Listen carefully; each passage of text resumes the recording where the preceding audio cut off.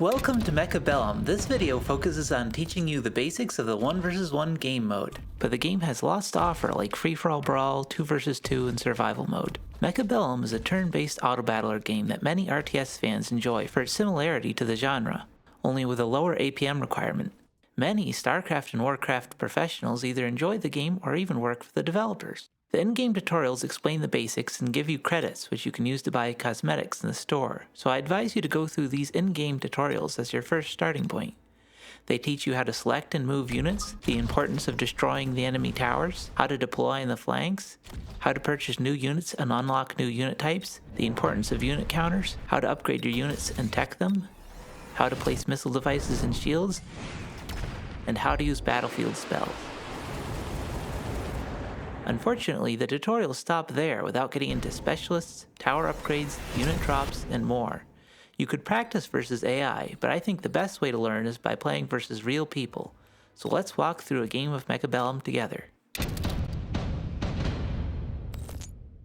At the start of the game, pick a specialist pack with starting units. There are 3 things to look at: the health pool, the specialist, and perhaps most importantly, the starting units. You only have 30 seconds to choose, but don't sweat it. Pick the first one that sounds cool. They're all good depending on your playstyle, and the only way to know which is most fun for you is to learn from experience. With the starting units on the board, there will usually be some recommended formations to pick from, generated by tournament winners. There may not be if you have an unusual unit combination, so I recommend you choose one before you deploy additional units, just in case the option disappears. The next thing you'll want to do is check out your opponent's starting units in order to form your battle plan. By mousing over the icon below your opponent's portrait, you can also see what specialist they chose. Sometimes this can give you a hint at what strategies your opponent might go for. An important concept in Mechabellum is the idea of chaff and chaff clear. Chaff is smaller units including crawlers and fangs, whose primary purpose is to distract enemy firepower so that your stronger units aren't targeted by the enemy. Chaff clear are units that are good at cleaning up the opponent's chaff so that your more powerful units can start targeting the enemy's more powerful units quickly. Some good early game chaff clear units are tarantulas, arclights, and hounds. Because my starting units aren't great at chaff clear, I'm going to unlock and place some hounds. Remember that you have a time limit of 100 seconds to take your turn. Once you've spent your money and are happy with your placement, click End Deployment. Once the battle begins, it's good practice to look at what your enemy has done and start thinking about your next turn already. It's important to watch the battle closely to see where your units are struggling and why, so that when your next turn begins, you will already have an idea of what you want to do to solve these problems. Here, my opponent's weakness is he deployed all of his units on one side, leaving his left tower vulnerable. My weakness is that my forces are split, so that only half of my army is fighting his and getting crushed. Meanwhile, my other forces are too slow to reach my opponent's vulnerable tower. When my tower is destroyed, it unleashes an EMP wave that greatly weakens my units, allowing my opponent's forces to clean up my remaining units with ease. Now that it's apparent I'm going to lose the round, me and my opponent click the speed up button to accelerate the remaining combat. Any units left at the end of the round deal damage to the other player's health bar. The damage dealt is approximately similar to the cost of the unit, so the damage taken by losing an early round isn't too severe as the units are few and low in cost. Between rounds, both you and your opponent get the same option of reinforcement cards. These can range from powerful items to unit modifiers or spells, and even free unit drops. But you can also choose to skip for an extra 50 resources, which I do this time. Because I can't move my units, it's difficult for me to solve the problem that half of my units are on the wrong side of the board and too slow to capitalize on my opponent's lack of defenses. Instead, noticing my opponent's lack of units that can attack air units, I decide to use the 50 money I got from skipping the reinforcements to unlock wasps and recruit 2 squads. If my opponent doesn't predict this and get something that can shoot up at these flyers, I'll be guaranteed to win the round no matter how hard I'm crushed on the ground. I get greedy with my wasp placement, placing them closer to the opponent, which is more vulnerable but will allow them to reach his tower more quickly. Mechabellum is all about solving problems on your board while creating problems for your opponent in a more cost-effective way than your opponent does. And a big part of that is how accurately you can observe the issues on your board and discover weaknesses in the opponent's board during the battle phase.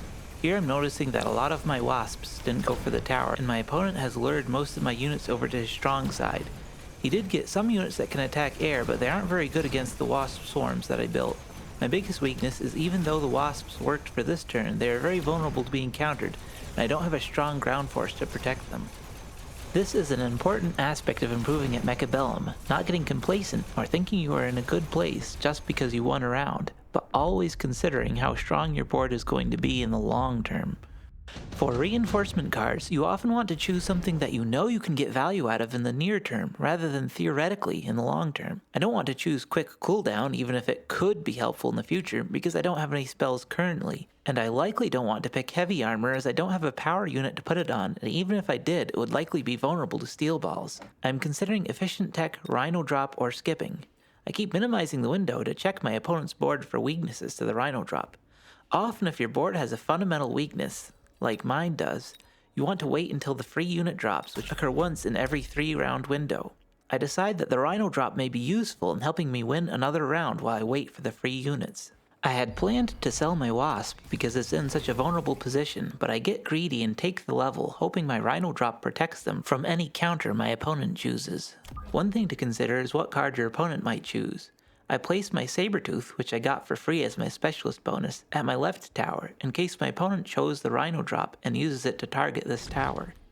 You can only unlock one unit type per round, so you often want to unlock one of the free unit types each round even if you aren't going to build them. I unlock crawlers and decide to build them because again, I'm waiting for the unit drop round to make my army stronger, but in the meantime, building chaff like crawlers will support any board I build in the future, and may help delay his steel balls from reaching my tower. Because I'm only building low-cost chaff for now, I have money left over, so I select my right tower and purchase upgrades that give all of my units more health and attack. I get lucky and my rhino drop perfectly protects my wasps from the opponent's mustangs, which are a strong counter to my wasps. This allows me to take the opponent's tower, and the resulting EMP wave weakens my opponent's units greatly, allowing me to take this round easily.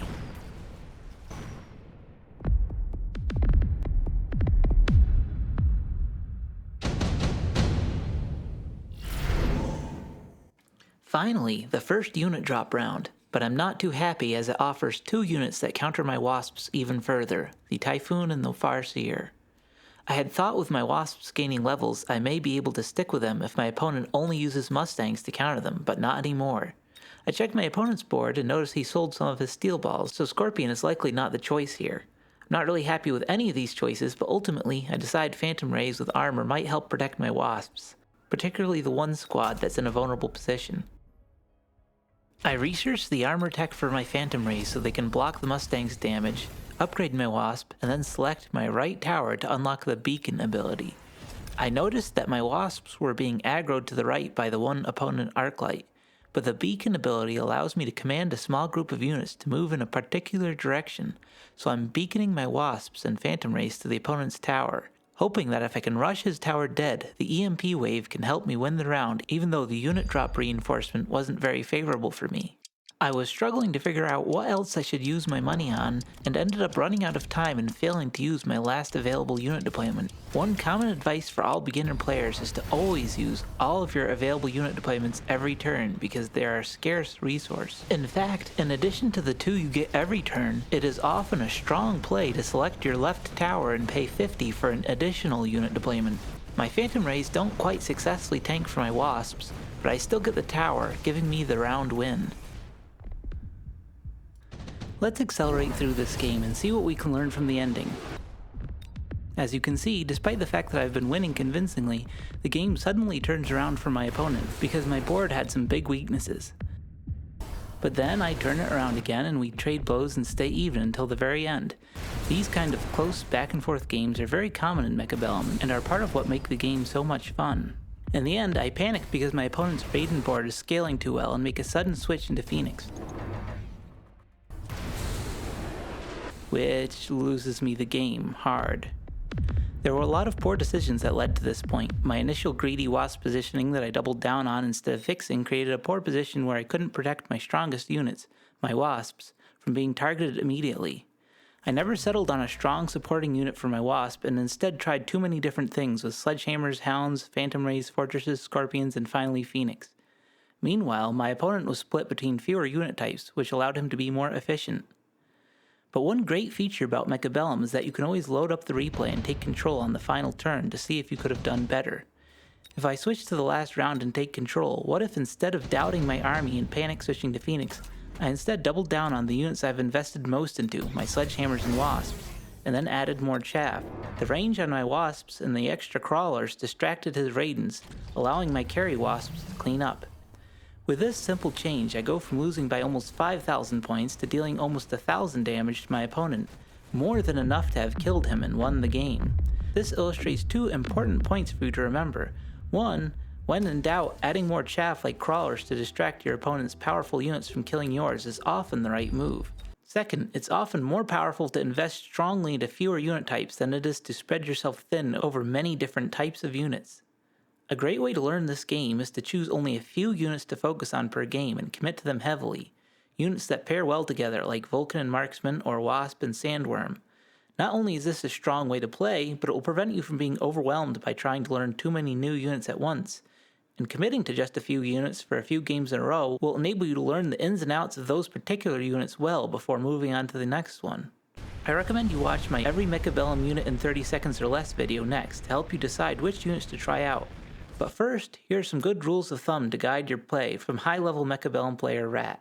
Rule number 1. Every round, use all available free deployments. Each round, you can only deploy 2 squads of units. This is a resource that doesn't carry over round to round, so if you don't spend it, you waste it. It can be tempting to make some kind of big play that requires skipping a deployment, like buying an expensive tech, but this is usually a trap. Whatever play you have in mind is not as impactful as the long-term loss of a deployment you can never get back. Rule number 2. Counter one unit type with one unit type. If you buy something to counter an opponent's unit and it doesn't work, instead of trying another unit type, it's better to just upgrade, tech, or support your unit to enable it. For example, if you built Vulcans to deal with the opponent's chaff and it isn't working, maybe you just need fire bombs, or maybe you just need some chaff to protect it from the melting point. Either way, trying to add a second chaff clear unit like fire badgers is going to be less efficient than just doubling down on your Vulcans to enable them to do their job properly. Don't upgrade chaff. In many cases, upgrading chaff doesn't help it perform its job better. For example, in this situation, a level 2 crawler is still dying just as fast as the opponent Arclight. However, higher level units feed more experience to the opponent. So in this situation, by leveling our crawler, we've just fed more XP to the enemy Arclight, allowing the opponent's carry Arclight to scale even faster. It can still be fine to tech chaff. For an example, if we add loose formation to our crawlers, they do perform better and don't feed any more XP.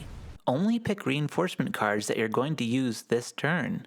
As a new player, you often don't know what the game will look like in the future, and many cards are expensive, especially when factoring in the bonus for skipping. It's common for newer players to buy cards hoping to use them in the future, only for them to end up down in economy because they paid a lot for a card that they didn't end up using. Don't loan before round 7, but always loan round 7 and after. On the tower, you're able to loan, gaining you more money this turn, but less than the next turn. This puts you at a net loss, so doing it early in the game will put you behind in economy. However, in later rounds, it's necessary in order to survive a turn. New players may be tempted to loan in order to make plays they want to make while not skipping deployments, but more likely than not, your play is not worth putting yourself behind in economy. Leave 3 or more spaces between units. This makes your units less vulnerable to spells, missiles, and makes it easier to fit in new units between them. For an example, if you know you're going to add fortresses later, you may want to leave 4 squares between units so they'll fit in. Don't tech units before round 4. Teching a unit makes you very committed to them, and if your opponent then counters the unit you've teched, you'll be down in economy. Techs are also expensive, and it is often more important to be building your board at this point than teching units. Don't unlock a giant before round 4. Giants cost a lot of money to unlock, and it's often difficult to build them this early without a loss of economy. Besides, you may end up getting a giant from a unit drop in a future round. Don't get anything temporary before round 4. For an example, in the tower, you can pay for temporary range or temporary speed. However, these also hurt your economy in the long term, and when you haven't yet developed a deep understanding of tempo and aggro, you're often doing more harm than good by paying for these in early rounds. Don't upgrade attack and defense at the tower before round 4. Much like upgrading chaff, there are many cases in which upgrading attack or defense does not substantially change unit interactions. Without a deep understanding of when these upgrades change breakpoints, you're often better spending your money elsewhere in early rounds. Make big plays on unit drop rounds, not before. Unit drop rounds occur randomly within a 3-round period, starting on round 2.